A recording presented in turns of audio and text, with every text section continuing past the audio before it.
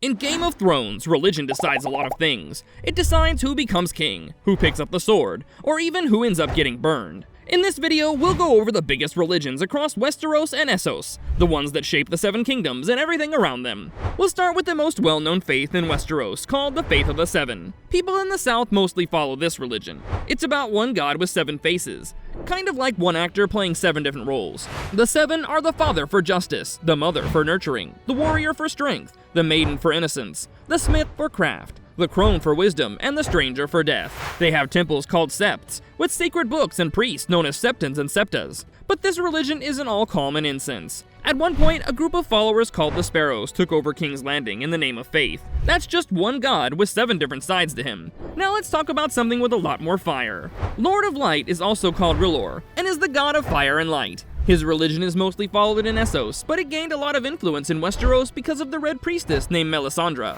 Her visions actually shaped big events, like pushing Stannis Baratheon to claim the throne, and through her, this faith made its way right into the heart of Westeros politics. Followers believe there's always a fight between light and darkness, and they see fire as the source of life and prophecy. These rituals often include burning things, sometimes people too, to keep darkness away and try to see the future. They also believe in resurrection, and in seeing visions through fire. That's what makes this faith stand out from the rest. The Drown God is worshipped by the Ironborn, who are tough seafarers from the Ironlands. They praise strength, conquest, and the sea, also believing their god made them to reave, raid, and pillage, something they take very seriously. Killing in battle is a rite of passage, and a boy becomes a man only after he's killed his first enemy. One of their most famous prayers is, "What is dead may never die." They say it a lot, especially during their unusual baptisms, where believers are actually drowned and brought back. If you survive, you're seen as reborn under the Drown God. They also think their god is always fighting the Storm God, who lives in the sky and sends storms to sink their ships. Now, from the deep sea, let's look at something even darker. It's a religion that doesn't have any gods at all. Before the Andals brought the faith of the Seven to Westeros, the first men followed a much older religion, known as the Old Gods of the Forest. This belief still remains strong in the north among the Starks and the Wildlings, who live beyond the Wall, even though a lot has changed in Westeros over time. The old gods don't have names or faces, and they aren't even really gods in the usual sense. It's more like a deep spiritual connection to nature. Followers believe that ancient spirits live in everything around them.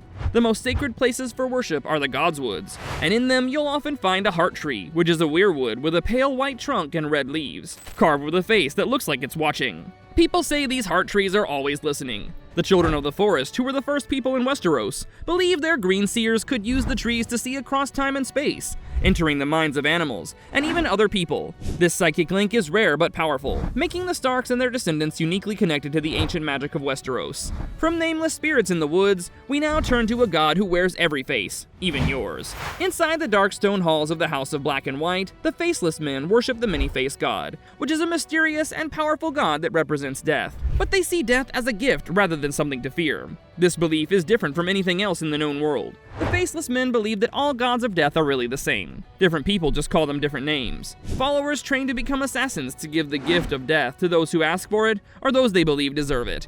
It's a religion built on self-erasure. To truly serve, a person must become no one, and leave behind their identity, face, name, and past. Moving on, the Dothraki are known for their war cries and horse raids, but behind all the blood and braids is a strong and unshakable faith in the Great Stallion. Horses mean everything to the Dothraki. They live in the saddle, get married on horseback, and believe the world was created by a god in the shape of a powerful stallion. This divine horse is at the center of their religion, as they believe he rides across the sky and guides the fate of every Khal and warrior. The Dothraki believe that a true leader doesn't just turn to dust when he dies. He rides into the Nightlands, which is a never-ending grass sea beyond death.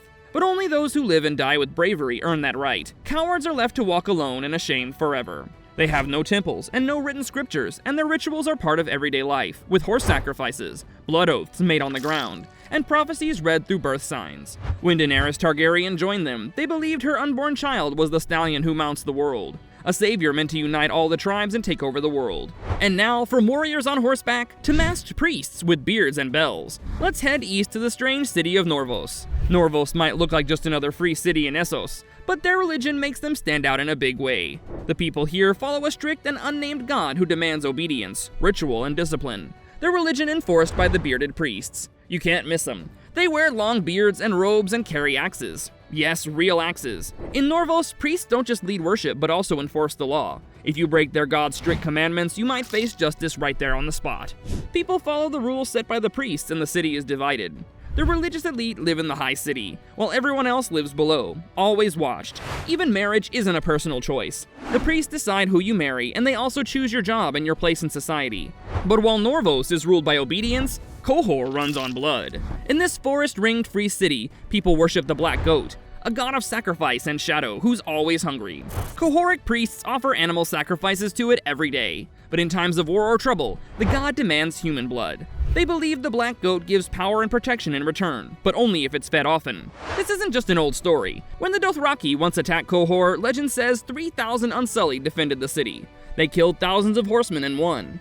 The survivors believed it was the Black Goat that gave them the strength to win. Qohor's temples are filled with smoke, bones, and silence. The priests wear black robes and carry out their sacrifices without saying a word. The Lazarene worship the Great Shepherd. They're gentle herders who live on the wide green plains southeast of the Dothraki Sea, which is close to Slaver's Bay. The shepherd is believed to watch over the villages and its people, guiding them safely through the world's chaos, just like a shepherd leads their flock through dangerous ground. They believe all people are part of one flock, and that the shepherd guides them through life with kindness.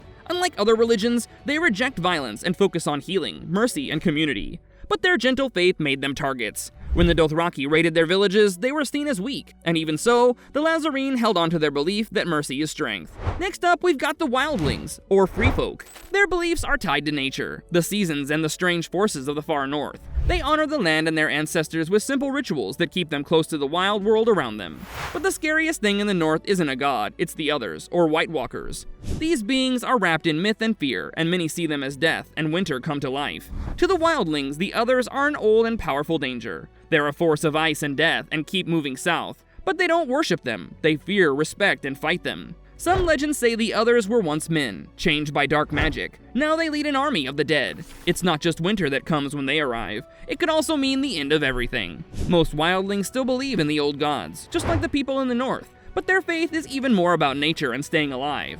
Some religions in Game of Thrones are small, but they make the world feel richer. For example, in Lys, people worship pleasure. They celebrate love and beauty with festivals and special rituals to honor their goddess. Then there's the Lion of Night, which is a dark and mysterious god followed in places like Ashai. No one really knows much about this god, but the people who worship it are secretive and scary.